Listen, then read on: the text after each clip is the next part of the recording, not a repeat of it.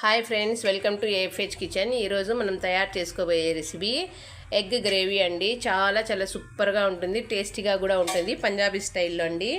దీన్ని ఎలా తయారు చేసుకోవాలో దీనికి కావాల్సిన పదార్థాలు. ముందుగా మనము మందపాటి కడాయి తీసేసుకొని ఇందులో కొద్దిగా ఆయిల్ వేసేసుకొని మనము ఇలా ఉల్లిపాయ ముక్కల్ని వేసేసుకుందాము. అలానే టమోటాలు, కొద్దిగా అల్లము, స్టవ్ని లో ఫ్లేమ్లో పెట్టుకొని ఇలా వేసేసుకోవాలి. వెల్లుల్లి రెబ్బలు, కొద్దిగా కొత్తిమీర,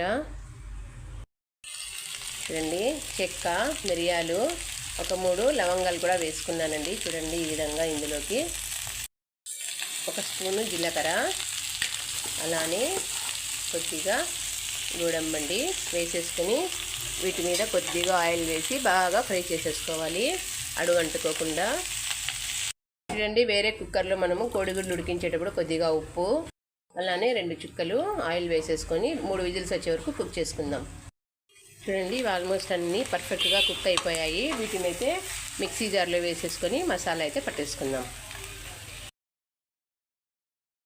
చూడండి కోడిగుడ్డు పగిలి కొట్టేసుకొని ఇందులోకి మనము కారము, ఉప్పు అయితే వేసేసుకొని బాగా మిక్స్ చేసేసుకుందామండి. అలానే ఇలా ఉడికించుకున్న కోడిగుడ్డును 2 స్లైసెస్గా చేసేసుకుందాము. మిక్స్ చేసుకున్న వాటిలోకి ఒక్కొక్క కోడిగుడ్డును డిప్ చేసేసుకుందామండి.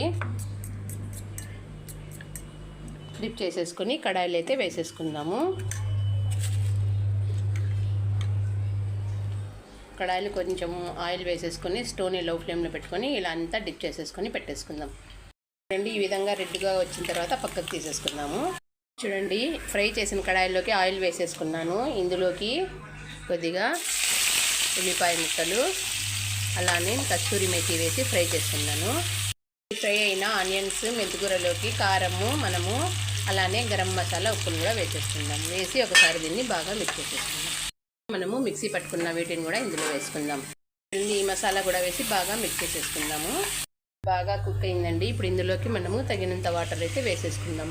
ఒకసారి దీన్ని బాగా మిక్స్ చేసుకుందాం. చూడండి ఇప్పుడు ఇందులోకి మనము కోడిగుడ్డును వేసేసుకుందాం. చివరిగా కొత్తిమీర వేసుకుంటే మనకి సరిపోతుందండి. తినండి, ఆరోగ్యంగా ఉండండి. నా వీడియోని లైక్ చేయండి, షేర్ చేయండి. మరిన్ని వీడియోస్ కోసం ఛానల్ని సబ్స్క్రైబ్ కూడా చేసుకోండి.